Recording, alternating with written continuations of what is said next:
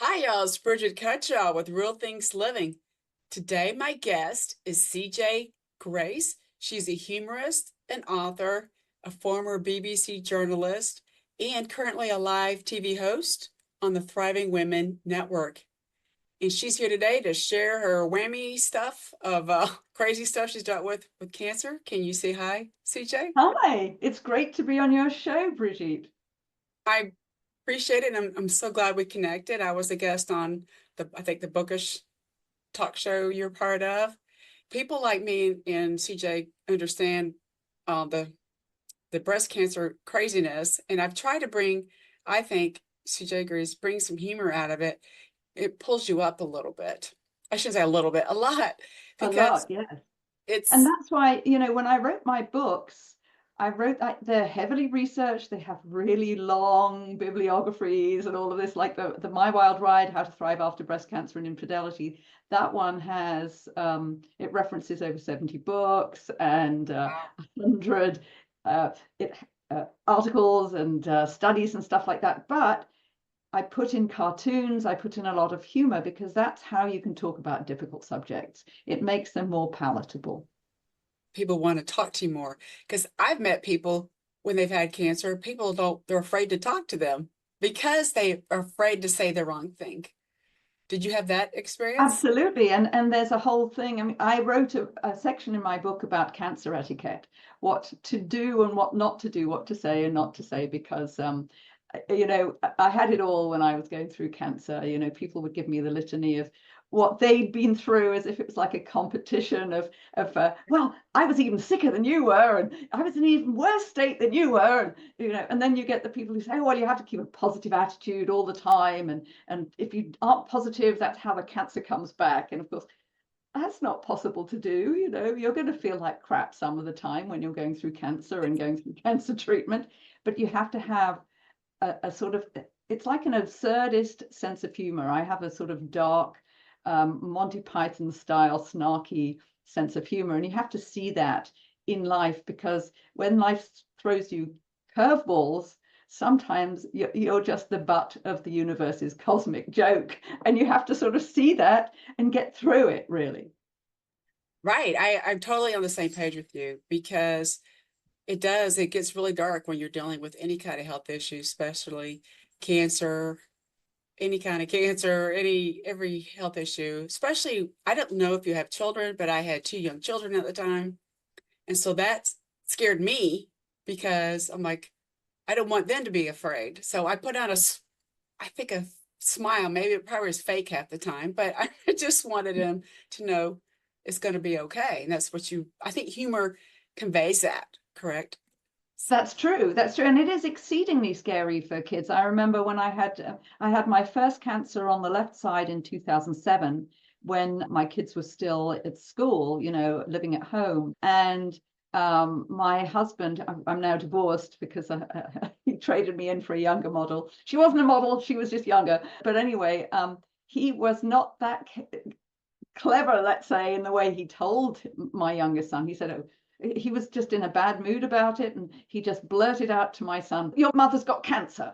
And he was sort of totally like this about it, and he was sort of praying to himself. He didn't even know what kind of, I hope it's breast cancer, I hope it's breast cancer, because I know women survive breast cancer, I hope it's, and it was breast cancer. And but he was sort of totally freaked out. So I think you have to be really careful how you tell children, and that cancer is not a death sentence, that you may go through things where you end up with no hair and look really weird, but you're still going to be okay. And if you're not going to be okay, you just still have to soldier on, and have as best a time with your family as you possibly can, because that time is even more precious. So the worst thing is if everybody is so sort of stressed out and traumatized that they can't even communicate properly. That's the sad thing. You have to really work at that, and that's where the humor comes in. Laughter therapy is very, very important. I had this sort of 6-part plan for getting through both the shock of the infidelity and the breakup of my marriage, and going through breast cancer for the second time. Those things happen pretty close together. And there is a connection between those two things happening, infidelity and breast cancer. Right. But, you know, Yes. it was necessary to find the humor in there to be able to get through it. And, I watch comedies. I didn't watch depressing dramas. I gave up watching the news because the news is so depressing. It's all about bad news because nobody's going to report on something not happening in a community, because that's not news. They'll only point at this is the shooting over here. This is where we had a robbery. This is where this bad thing happened. They're not going to say, oh, nothing happened over here. That's boring. Or good things happened over here. People were happy here. That's not news, So I gave up watching the news. Even as a BBC journalist, and I used to follow the news all the time, I gave it up because I could see that it was not doing me any good to listen to that negativity when I was going through cancer treatment. That's so true that you can't have that negative stuff around you. Even though it is, you have to learn how to tune it out. And I think focusing on the good stuff, people probably made fun of you too. They made fun of me. Why are you always so positive? I think that's just how I'm wired in a way, because the negativity I didn't like, and the stress. You had mentioned you had the cancer 2 times. How far apart were they? I think you mentioned the infidelity. 7 years. It was 2007 and 2014. One was on the left side, the other one was on the right side. And they were different kinds of cancer. One was estrogen dependent. The second one was triple negative, which is Wow. worse because it can insinuate itself anywhere in the body. But I just and I was vehemently opposed to chemo, but I did it anyway. And I mean, I negotiated with my doctor over the cocktail because I didn't think that what they wanted to do initially was the best, or even, and certainly not the safest. I turned down adriamycin, which is known as the red devil. It's red in color and it's pretty devilish in its effects on the body. So I turned that down in favor of carboplatin, which was, to my mind, from the research I did, better for triple negative tumors, along with Taxol. And the Taxol is pretty bad for you too. Also, that makes your hair fall out. And I did not look like Joan London when my hair was gone. She posed for the cover of People magazine, and she looked beautiful even with no hair, and she had wonderful makeup and all of that. It did not suit me having no hair, I have to say,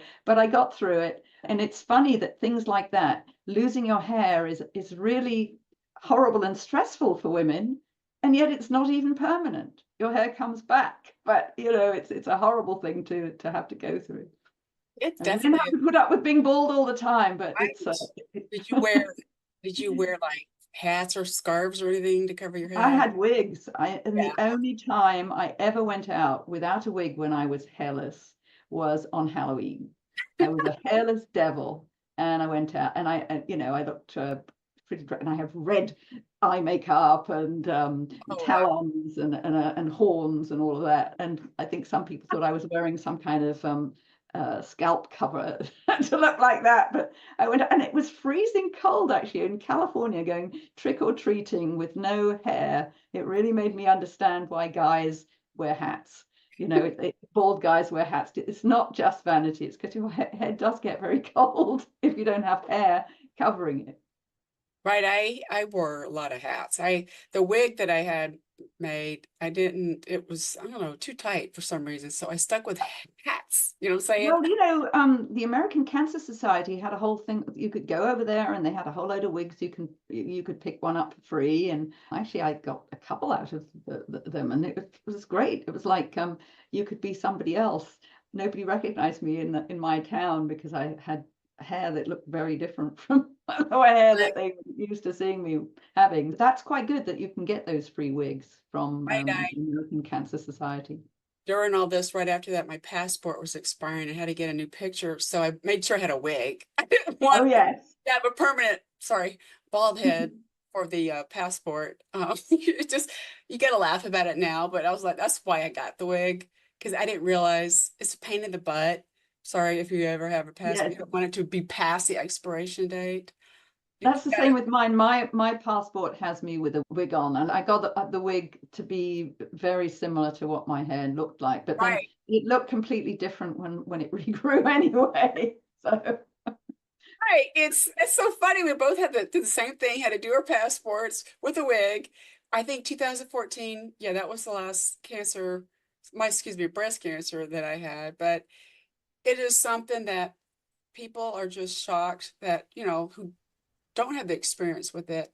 You have a mantra too, right? What is your cancer mantra that you have out there? Well, my cancer mantra was pretty much information is power for cancer, because that was me. I was an anal BBC journalist. I did a ton of research. I didn't take anything the doctors told me as gospel. I would check it out. I would make my own decisions of things to do and what was good and what was not good. And then, of course, I was besieged with unsolicited advice from people about what I should and should not be doing. It was like some people got all fire and brimstone over that. If you don't do this, your cancer will come back, or you're going to die. You've got to give up dairy, otherwise you'll get cancer again. And one person who will be nameless was sort of pretty much shouting at me. He says, the reason you've got cancer is because you're too tense. You need to relax. And of course, we all know that shouting at people really helps them relax. So, I mean, I got all of that, and I put some of those things in a cartoon. That's the very first cartoon in My Wild Ride, is called Friendly Advice. And I have a cartoon for all those different kinds of advice and somebody who was very straight-laced and knew that I was doing some alternative cancer therapy was saying, oh, it's all quackery. Alternative medicine is just nothing but quackery. And then somebody else who was more sort of hippy dippy, who knew that I was doing radiation and chemo, said, oh, radiation and chemo doesn't work and it's toxic. You shouldn't be doing it. So I got it from every side. I couldn't feel, nobody was going to tell me that what I was doing was right. It was all, oh, but you've got to do this, you've got to do that. And I would have needed like 72 hours in the day to fit in all the cancer therapy I should have been doing to stay alive. And I'm still here. So you have to be judicious. You have to trust your gut and do what you think is right for you, because there is no one size fits all answer in the cancer world. Everybody's different. But for me, outdoor exercise was key. Having friends and mentors was key. Laughter therapy was key. And even though I didn't have a solid partner, because I was already separated from my husband at that time, having a community of people you love and friends and that kind of thing is really, really important to get you through. Right. It's I totally agree. Everybody is different. We're all unique. And I think one of the reasons breast cancer is hard to treat because there's so many different types, is correct, my understanding. Yeah, but the survival rate for early stage non-metastatic breast cancer is close to 100%. That's pretty good. I mean, having had a second breast cancer and having the BRCA gene that makes me more likely to have cancer, that puts me in a slightly different place. But, I think clean living, diet, exercise, and sleep, those kinds of things are very, very important. And having being happy with your life, even though that's hard to sort of turn on, you've got to be happy, otherwise things are going to be bad for you. You can't force it on people. It's like the tyranny of positive thinking. You can't really, but it's necessary to have a sort of sense of being complete in yourself and happy in your circumstances and all of that to keep your health good. You mentioned the information and knowledge power. I believe in being curious. I only worked with doctors who let me ask the questions because some of them are only trained in silos. So Oh they're yeah. Oh yeah. And what I really don't like about medicine these days, it really is, it's become very much in the hands of big pharma, and it's all about prescribing drugs right. rather than wellness and prevention. It's about putting people on maintenance drugs. And most of these drugs have side effects, and then you need other drugs to deal with the side effects from those drugs. And it's just an endless spiral. And I'm very grateful that I feel like I'm educated in that particular sphere, and I'm not on any medications, and I think that makes a big difference. And people that I know who are like-minded, they tend to have better health outcomes. generally, because as I said, most of these pharmaceuticals do have side effects, and the doctors are much less well versed in the side effects of the drugs they prescribe than in the main thing that they're supposed to deal with. Things like antidepressants, terrible side effects from those. And outdoor exercise has been proven to have at least as good an effect on people as the pharmaceuticals without the side effects, unless you mess your knee up or something like that. But that's one of the problems with medicine as it is right now. I think it's at least to my mind, it's been somewhat taken over by big pharma. Yeah, that's what is incorrect about the health field, is about profit now, and it should be about helping people. And I believe, like you, the integrative aspect is what helped both of us heal. Is that the right word? Integrative medicine. And like you, I had to do chemo the second time around because of the oncotype testing, because it was very aggressive. Right. They're like, okay. And so I did research. I mean, I asked a lot of questions, but I did also, a lot of detox to try to get it out of my system afterwards. yes, I That's did the that other too. thing. Yeah. Yeah, you have to do all that. And I was having, after my chemotherapies, the next day I was having a massage, a certain type to help it supposedly detox. And I healed really quickly from everything. And I just want, people to see that there are different options out there. And everybody, like you and I both, we're all so different. And you have the genetic, you know, issue. I don't have that. Mine was negative. But why they called me the zebra among horses? Because I did everything right and I still got the shit, excuse me, stuff. Yeah, that's I cussed a lot too. So I'm sure it was shocking, right? To Oh get yeah. that diagnosis, because you don't expect it, but then you're being prevented. You caught it early, which is really why you're still here. And I love how you wrote 2 books about it. Unfortunately, you had to deal with this, infidelity situation. But there is a connection. I mean, there's a Yeah. lot of connection between stress of any kind, and infidelity is a huge stress because it can mean having to move out of your home, the end of your relationship. It's like a bereavement. It's a huge betrayal. So it's a major stressor, and stress causes illness. Stress causes disease. And that I have heard so many cases, not just me, but other folks and other women I knew whose husbands strayed and then they got sick, they got Wow. cancer, and breast cancer is the most common kind of female cancer. So yeah, there is a strong connection between infidelity and breast cancer. And then it goes the other way too, because men in particular aren't that great at looking after sick women. There was a study done by Michael Glantz in, I think he did in 2001, and then he did an update on it in 2009. It was at the Barrow Neurological Institute in Phoenix. And it showed that female cancer patients were at a considerably higher risk of marital problems. So there was a much higher rate of partner abandonment when the partner was sick, when that partner was female rather than male. And so many times, and I've also heard that because the female is unavailable because they're sick, they're not providing sexual services, making the dinner, and all of that stuff.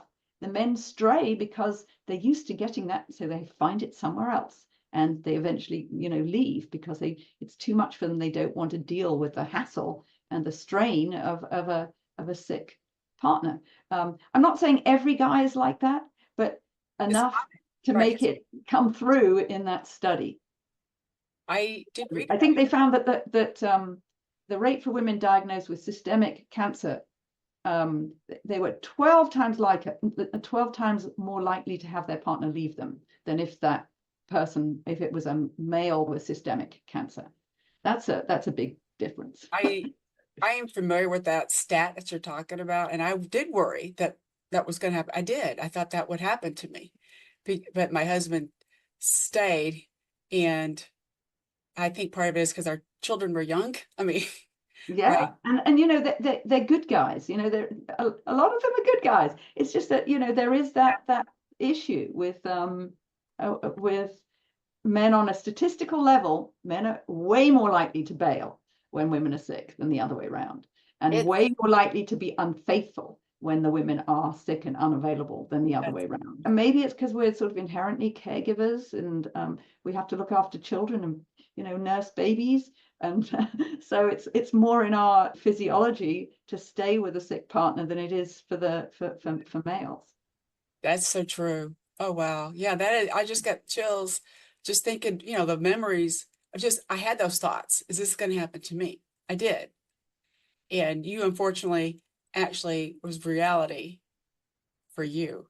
And Yeah, so yeah. it was, But you know, in the long run, yeah, I have to say I'm grateful for everything that happened because I'm very happy with where I am right that's now. And that's the whole thing. Regret is not about the past. Regret is about the present. Because if you're happy where you are now, you're not going to regret the past because it brought you to where you are. So I'm grateful. I'm grateful to the young woman that had an affair with my husband because I'm so much happier without him actually. And I'm grateful because it's opened a huge window of creativity. I wrote 2 books. You know, I got back to my broadcasting roots by being a live TV host for the Thriving Women Network for their Uncomfortable Conversation show on Wednesdays at noon Eastern Time, and the book show, Bookish Talk, on Fridays at noon Eastern Time. So, and that's fun, and I love doing that. And had I still been with my husband, it was very much nose to grindstone, managing him, managing his business. We had a successful business together based on his expertise, not mine. And I was, you know, editing his books and that kind of thing, not writing mine, editing his. So it's wonderful to be doing my own, writing my own right. books, editing my own books, not having to deal with him anymore. I mean, obviously there were some good things because we wouldn't have been together the way as long as we were. I mean, people often go with this thing that you know one minute your husband is fabulous and the best person ever, and then as soon as they're unfaithful they're the devil incarnate. Well, it's the same person, but you know there were some good things about our marriage, and I'm not going to say that he was you know a demon. I just certainly wasn't on board with him being unfaithful, which apparently he was throughout the marriage, but as I later found out. But again, I'm so much happier now. I'm on my own. I have great relationship with somebody here in Hawaii. So I don't care. I'm happy, and let him be happy with his person. I'll be happy with mine. Let me be happy with my life. He can be happy with his.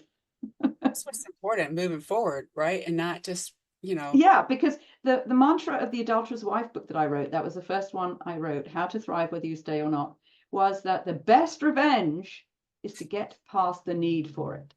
Because so many people get stuck in these vitriolic vengeance cycles.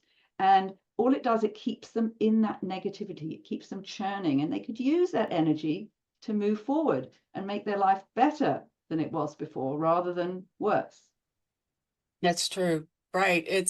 That is also going to continue adding stress to your body if you're focusing. Oh, yeah. And even though I was trying not to be revenge driven, I still got cancer afterwards, which was connected, I believe, to the stress of what was happening, because it is very stressful when your marriage breaks up and when you don't know whether you're going to be living in the same house anymore. You don't know what your finances are going to be like. You know, you don't have a supportive partner. So that's a stress. Wow. Wow. It's just wow. But you stayed positive throughout and you used that humor and you understood your investigative journalism and you knew how to get through the data to help you heal. That's Yeah, that's true. But I will say there are some people who don't want to do that. They've got cancer. The last thing they want to do is tons of research. That's not their thing. And they want to be able to trust the doctors and just go with the program. And that's fine if that works for right. them. For me, that wasn't what I wanted to do. But I can understand why other people wouldn't want to be second guessing everything the doctor said. I went with my gut too. That's why I was asking questions. I found because mine was like they didn't know what the hell, excuse me, I keep cursing, No going worries. on with me because it was just mine was just weird. And that's why I thought it'd be best to work with doctors who did research. That's what I thought was important to me. And that's Yeah, kind of yeah. why everybody's situation is different. I only wanted to work with doctors who are honest with me, right? Yeah, And I mean, because doctors don't really want to say they don't know. Sometimes they don't know. And they have these blanket terms for things that they don't know about, like, fibromyalgia, as one example, is basically that's pain that we don't really know why you're getting.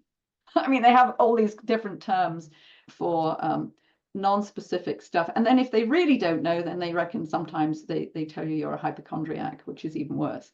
I have heard that, people who've gone through breast illness. Breast implant illness, for instance. I took the controversial step of not having mastectomies. I was offered bilateral mastectomy even before I had the second bout of cancer, because once Angelina Jolie came on, the scene talking about her BRCA gene profile and getting the prophylactic mastectomies, the doctors really started being much more hot and heavy about pushing that. And the research I did seemed to show that there wasn't a lot of difference in outcome, except that you're stuck without breasts. And I did not want to be stuck without breasts. And so I took the controversial route of not doing that. And I found also that breast implant illness is very real. Nicole Deruda's Facebook support group for breast implant illness has, I believe, over 180,000 members right now. It's very real. And even with that, there was a ludicrous study, I think it was done in Holland or somewhere like that, where they were trying to say that those women that are complaining about breast implant illness are more likely to be neurotic.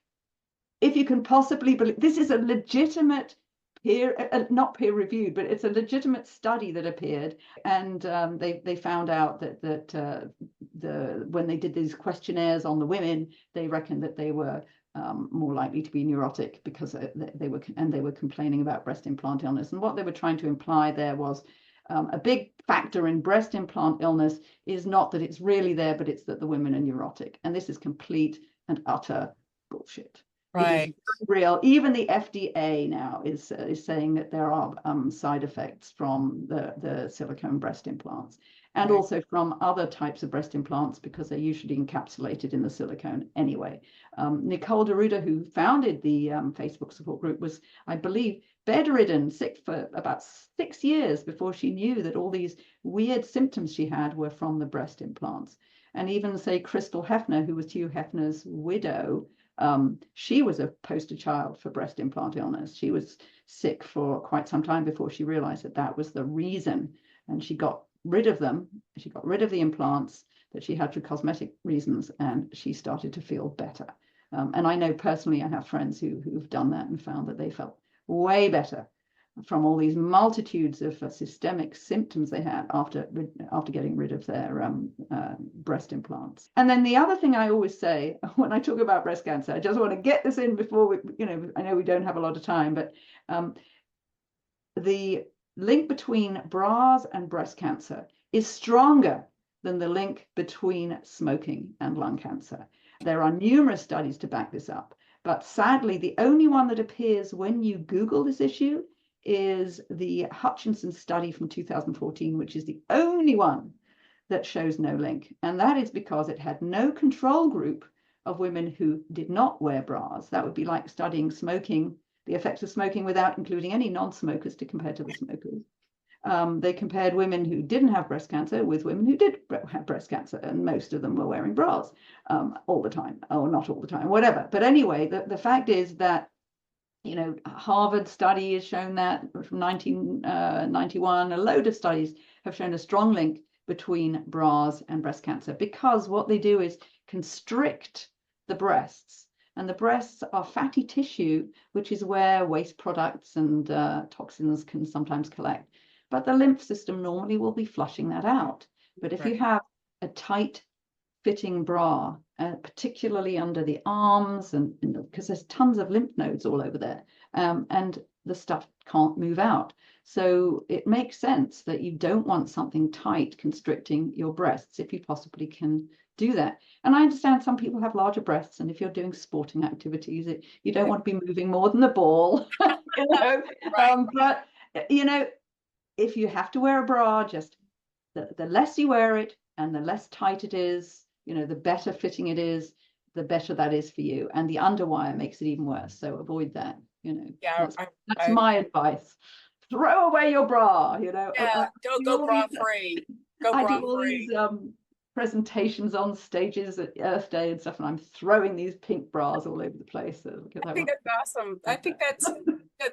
And the bra stuff is in our recent century. It's really where it was invented, right? Well, yeah, it took over from the corset because corsets were Yes. even worse, you know. Yeah, of course, I Well, can we can no imagine. longer imprison women in corsets where they were getting That was just corrosive an and not error. being able to breathe. They were and having wasp waist. So let's give them bras instead. Of course, it was to make your waist look tiny. That's You know? right, the wasp waist. Yes. Oh God, I can just we can go on and on that how the women power is what we need. We need to stand up, Absolutely. So ask that we can questions, thrive. Yes. right?